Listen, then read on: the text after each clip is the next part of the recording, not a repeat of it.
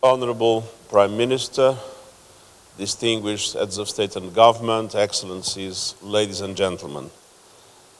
I'm deeply humbled and grateful to be honored in this wonderful reception ceremony, so strongly rooted in the extremely rich culture and traditions of Fiji and of the peoples of the Pacific.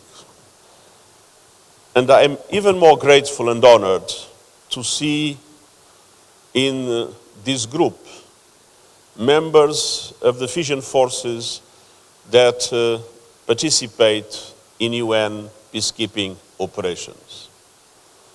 Fijians are well known for their determination and their courage, and some have made the supreme sacrifice, protecting the most vulnerable in some of the most dangerous places of the world. And the international community and the UN have an enormous depth of gratitude towards the Fijian peacekeepers, the Fijian people, and the Fijian government.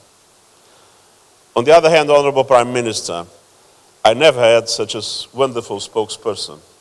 So I would like to ask you if it is possible that in the most difficult moments, he could come to New York to be able to answer on my behalf to the difficult questions of the international press in those troubled problems.